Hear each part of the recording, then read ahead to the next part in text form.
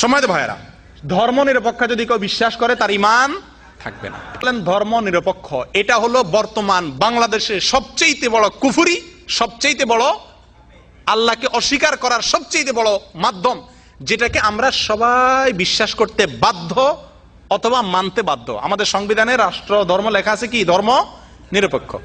আমার বুঝে আসে না, দেশের রাষ্ট্রীয় আমাদের জাতীয় ফুল আছে না, জাতীয় ফল আছে, জাতীয় মাছ আছে, জাতীয় কত কিছুই আছে, কিন্তু জাতীয় ধর্ম থাকতে পারবে না। জাতীয় কি থাকতে পারবে না? স্পষ্টভাবে এদেরকে যারা সমর্থন করে, তারা যদি বুঝে শুনে এদের কুফরিকে বুঝে শুনে সমর্থন করে, তারাও কাফের। আর যদি না বুঝে সমর্থন করে, তাহলে এরা গোমরাহ এবং পথহারা। ভাই, ইনিয়ে বিনিয়ে কথা বলার দিন এখন আর নাই। নাস্তিকরা, বামরা এখন স্পষ্ট ইসলামের উপর আক্রমণ করতেছে, সরাসরি বলতেছে। আগে এক এমপি বললো, নাস্তিক এমপি, আল্লাহকে স্বীকার করে না, রাসূলকে স্বীকার করে না, কমিউনিস্ট স্বঘোষিত নাস্তিক। সে এমপি বলল কি, মুহাম্মদ সাল্লাল্লাহু আলাইহি সাল্লাম নাকি ধর্ম নিরপেক্ষ ছিল, ওনার নাকি কোনো ধর্ম উনি বিশ্বাস করতেন না। ওনার রাষ্ট্র, মদিনার রাষ্ট্রের নাকি কোনো কি ছিল না, ধর্ম ছিল না। এসব বেয়াদবদের মুখের লাগাম কোথায় গিয়ে ঠেকছে, কতটা এরা বেপরোয়া হয়েছে যে আকরাম সাল্লাল্লাহু আলাইহি সাল্লামকে ধর্ম নিরপেক্ষ আখ্যায়িত করে, আর রাসূল আকরাম সাল্লাল্লাহু আলাইহি ওয়াসাল্লামের সরকারের সাথে বর্তমান সরকারের তুলনা করে। সম্মানিত ভাইরা, এইরকম নাস্তিক বিএনপিতেও আছে। অনেক ভাই মনে করেন না যে সরকারের সমালোচনা করে তাহলে এই লোক এই সরকারের বিরুদ্ধে লোক না। ভাই, আমরা ইসলাম বিরোধীদের বিপক্ষে। তারা যে দলেই আশ্রয় নিয়ে থাকুক, যে দলেই মাথা গুজায় থাকুক না কেন, যে দলেই থাকুক না কেন, আমাদের জাতীয় বেঈমানরা মাথায় কসকসা দেখেন না, চকচক করে ক্যামেরাতে, টেলিভিশনে, এই আমেরিকার তেল লাগায় আয়সা এসব বুদ্ধিজীবী নাস্তিক বেঈমানের দালালরা সব সময় বলে যে যেদিন আমাদের সমাজ থেকে, রাজনীতি থেকে, রাষ্ট্র থেকে, সংবিধান থেকে ইসলামকে উঠাই দেওয়া যাবে, সেদিন দুধের নহর বইবে আমাদের দেশে।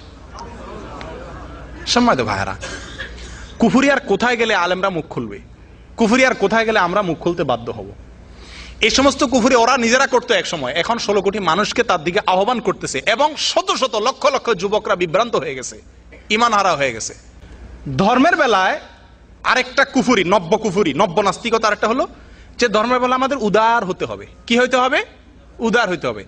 আমার সবচেয়ে আশ্চর্য লাগে এই নসিহতগুলা কারা করে? যাদেরকে মাটিতে শোয়া পেটের উপর একটা পাড়া দিলে শুদ্ধ করে সূরা ফাতিহাটাও বলতে পারবে না, ওনারা ফতোয়া দেন আলেমদেরকে এবং 16 কোটি মানুষকে, মুসলমানকে শিখায় যে ধর্মের ব্যাপারে কি করা উচিত না, বাড়াবাড়ি করা, আর সব ব্যাপারে বাড়াবাড়ি করা যাবে। রাজনীতির নামে, দলবাজির নামে, অস্ত্র নিয়ে মহড়া করে সবকিছু করা যাবে, শুধুমাত্র ধর্মের বেলায় কি করা যাবে না? আল্লাহ কোরআনে বলছে, ইন্নাল্লাহা লা ইউহিব্বুল মুতাদিন, আল্লাহ সীমা লঙ্ঘনকারী, বাড়াবাড়িকারীদেরকে আল্লাহ পছন্দ করে না। সেটা কি ধর্মের বেলা না যে কোনো বেলায়? আমার সবচাইতে ঘৃণিত টিভি ব্যক্তিত্বদের ভিতরে একজন, উনি কয়েকদিন আগে বাংলাদেশে দেখলাম ফতোয়া দিচ্ছেন যে যারা, উনি বলেন যে আমি যতটুকু জানি কোরআন আর হাদিসে কোথাও বলা হয় নাই যারা নবীকে গালি দিবে তাদের কোনো শাস্তি দিতে হবে, তাদের কোনো শাস্তি দেওয়া যাবে না, তাদের শাস্তি আল্লাহই দিবে। কি মুমিন মুসলমান চিন্তা করছেন? আল্লাহু আকবার, আল্লাহর প্রতি কি বিশ্বাস! যারা নবীকে গালিগালাজ করবে এদের সাইজ করবে আমার আল্লাহ। আর যত বিচার আছে, যুদ্ধাপরাধ ইত্যাদি, এগুলো সব আমার দায়িত্ব। যেগুলাতে আমার সুযোগ সুবিধা আছে, আমি ইসলামে বাঁচ দিতে পারবো, যেসব বিচার দিয়া, এইগুলো আমি করব। আর নবীকে গালি দিল, আল্লাহকে গালি দিল, এগুলার বিচার আমি করবো না, এগুলা কে করবে? মহান রব্বুল আলামিন করবেন। কোরআনে কারিমে আল্লাহ তাআলা স্পষ্ট ঘোষণা করেছেন 4টি শাস্তি আল্লাহ তাআলা জজকে বাইসা দিয়েছেন, 4টার ভিতরে একটা জজ নির্বাচন করবে। আল্লাযীনা ইউহারিবুনাল্লাহ ওয়া রাসূলাহু, যারা আল্লাহ এবং আল্লাহর রাসূলের বিরুদ্ধে বিদ্রোহ ঘোষণা করবে। অমুসলমান হওয়া এক জিনিস, আপনার অমুসলমান হয়েছেন, আপনারটা নিয়ে আপনি থাকেন, কিন্তু আপনি আল্লাহ এবং আল্লাহর রাসূলের বিরুদ্ধে যুদ্ধ ঘোষণা করলেন, গালিগালাজ করতেছেন, কটাক্ষ করতেছেন, তা আপনার বিরুদ্ধে আল্লাহ তাআলা 4টি শাস্তি রাখছেন। 1 নম্বর শুলে চড়িয়ে মৃত্যুদণ্ড, 2 নম্বর সাধারণ মৃত্যুদণ্ড, 3 নম্বর হাত পাও কাটা বিপরীত মুখ থেকে, 1 হাত 1 পাও, 4 নম্বর দেশান্তর করা। এই 4টির যে কোনো একটা শাস্তি আল্লাহ কোরআনে ঘোষণা করছেন রাসূলের বিরুদ্ধে বিদ্রোহ করলে।